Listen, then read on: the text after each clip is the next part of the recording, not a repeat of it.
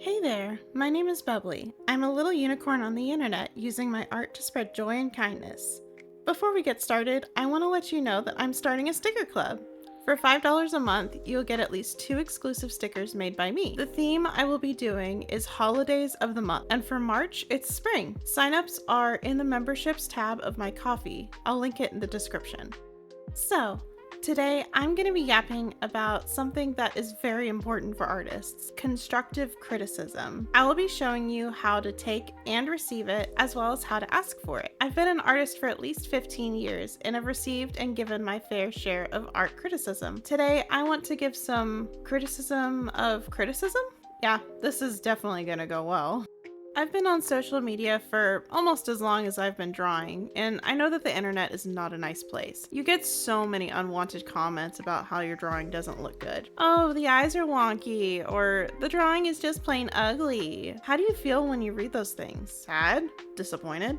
Unyielding rage? That, my friend, is an example of bad constructive criticism. When you think of criticism, there's usually a negative connotation when it comes to that word. But believe it or not, criticism is actually a good thing. But there are 3 things that make criticism worth listening to. I call it a compliment sandwich. So first, you start with a compliment. You need to establish a good relationship with the person of the art you're complimenting. A genuine compliment can go a long way with that person. It shows that you see the good before you point out the areas they need to improve. Try to be specific, because it feels really good as an artist to have details noticed that others may miss. It could be as simple as, "Oh, I love how you drew the eyes," or as complex as, "I really like the movement and composition of this piece." Make sure it's something you genuinely like about the piece. Please don't BS it.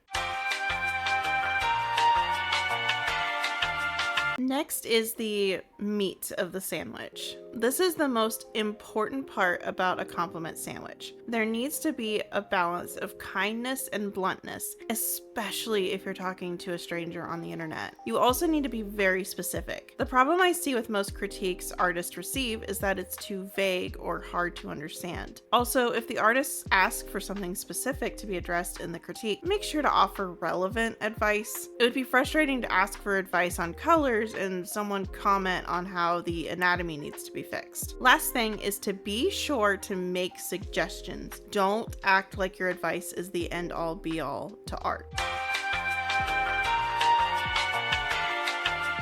And then lastly, you could just end with a compliment. It doesn't have to be extremely complicated. You could just say that you like the colors the artist used, or that you like the vibe that they're going for. But please remember, be sincere about it. If you don't actually like the colors, don't say you like them. There's a lot of fake stuff out there and a lot of fake people, so being genuine is the best way to act when interacting with fellow artists. Alright, now that we have the sandwich stuff, I'm going to give an example of how to build it. So let's use my old drawing of Amy the Hedgehog as a human for an example. Imagine that you're scrolling on the internet and you come across this drawing along with me asking for advice on the pose. You could say, "Wow, I really like the movement of the dress. However, the right leg seems to be a little bit unnatural in that position. Maybe move it out just a touch, but the lighting looks really good." Trying to compliment my old artwork was an Olympic feat. Oh my gosh. You know what's not an Olympic feat though? Hitting that like and subscribe button. Nailed that transition. Hell yeah. So in this next part, I'm going to address a problem I've been seeing online a lot lately, which is asking artists for critiques, but being very vague about what they want to achieve in their art. In my experience, I have given constructive criticism following the compliment sandwich rule, and I'll get responses from the artists saying that it's not what they're going for. Then why are you asking for criticism if you're going to reject most of the criticism given? Now, I would like to think that I'm a fairly reasonable person,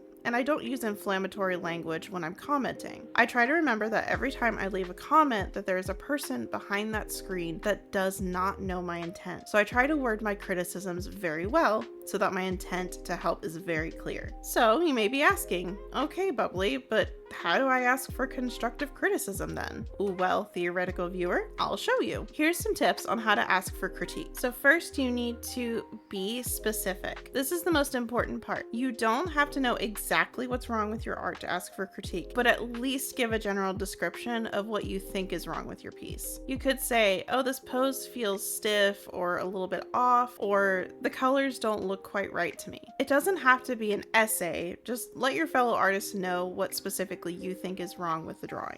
Second off, please don't insult yourself. I know this one's really hard, especially because us artists can be really hard on ourselves. That doesn't mean we can't acknowledge our flaws, we just need to be nice to ourselves. I know I'm still working on that one.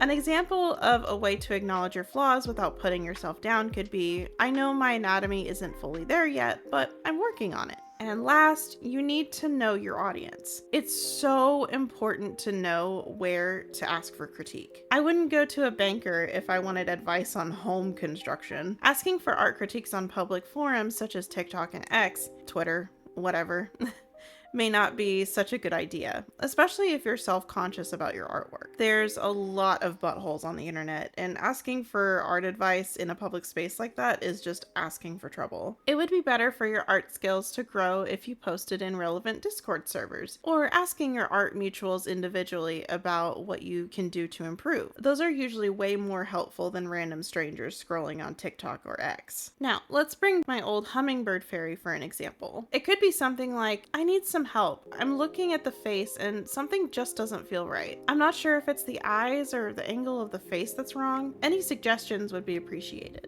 As someone who's been on the internet for most of her adult life, getting unwanted criticism as an artist is as unavoidable as taxes. The problem we have to solve as artists is which criticism is worth listening to.